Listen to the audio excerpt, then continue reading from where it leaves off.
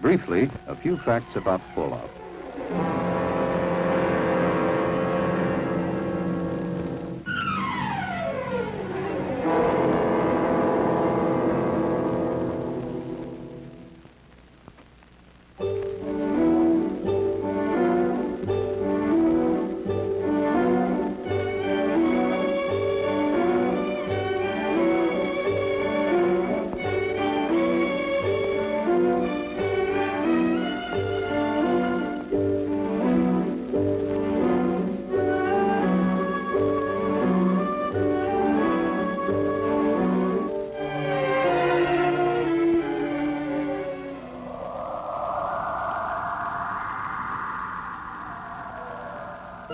To begin with, it may be surprising to know that radiation is something we live with every day.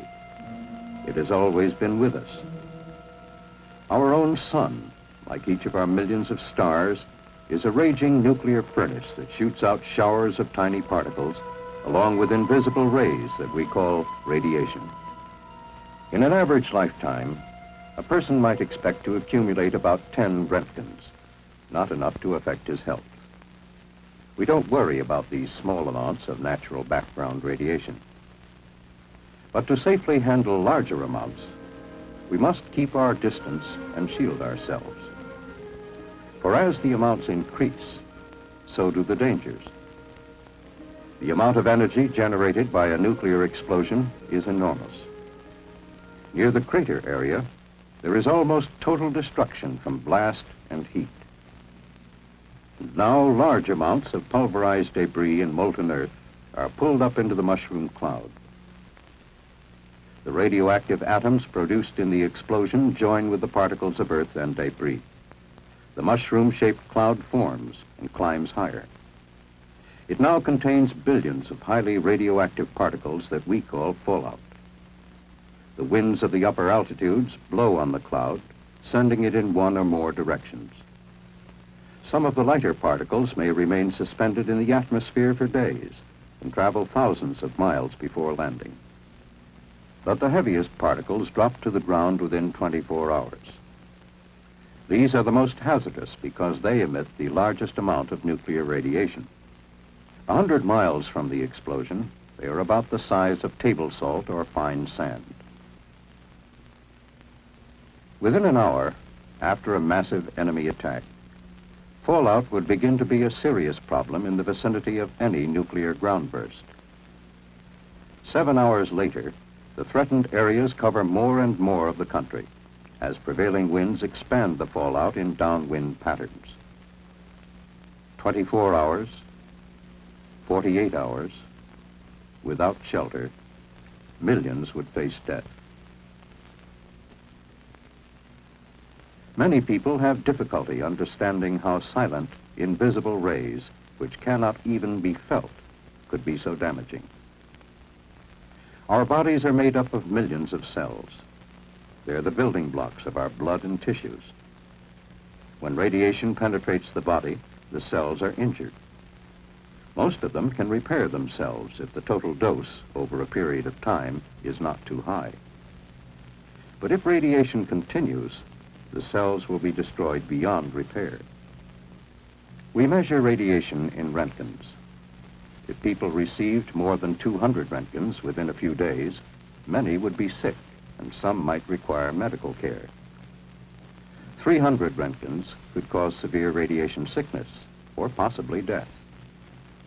And as we go beyond 300, the danger increases rapidly. But we are not without personal weapons of defense. One is distance. The greater our distance from the fallout particles, the less radiation we receive. Radiation from particles 50 feet away, for instance, would not affect us as much as from particles a few feet away. You would receive less radiation in the middle of a tall building than on the top or bottom floors, because there would be more distance and partitions between you and the source of the radiation, the fallout particles covering the roof and the ground around the building. Only an insignificant amount would get inside. And along with distance, we have the most important defense, mass. Any material with enough weight will keep the penetrating rays from hurting us. Concrete, steel, and heavy construction materials provide good shielding from fallout radiation. And so would 2 feet of earth. And the greater the weight of the material between us and the fallout, the safer we would be. Taking a house as an example, it offers a small amount of mass and distance from radiation, but not enough protection in an area of heavy fallout.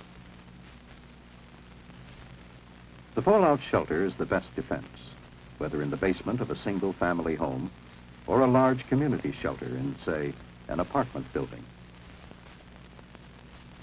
It offers the kind of protection from radiation you probably would need in case of nuclear attack. And along with mass and distance, we have a third invaluable ally, time. For deadly as radiation is, it has a fortunate weakness, a rapid rate of decay. Suppose a nuclear explosion takes place at 12 noon. By 1 o'clock, let's assume all the fallout is down. Then the total residual radiation would be at a high level. By 7 o'clock, it's down to 1/10. In 2 days, though still dangerous, it's only 1/100th. But in 2 weeks, it's only 1/1000th. So we would not have to take maximum precautions indefinitely. We need food and water to survive. But if fallout settles on your food, the food itself isn't harmed or made radioactive, since radiation only damages living tissue. You simply remove the fallout particles using everyday methods of food preparation: peeling, wiping, or washing. Fallout swallowed accidentally with food or in drinking water would do you no immediate harm. But for long-term safety, it's best to filter the fallout particles out. Actually, the hazard from contaminated food and water is very small compared with that from external gamma radiation. And hungry or thirsty people or animals should not be denied food and water because of possible contamination. If we remember these facts, if we act on them intelligently, we can increase our chances of surviving nuclear attack. And the key to survival is adequate shelter. That's why the federal government has a nationwide shelter program. The goal is adequate fallout shelter space for every man, woman, and child. And this goal can be reached. For with knowledge of radiation, we can face the facts about fallout and take action to protect ourselves against this hazard of the nuclear age.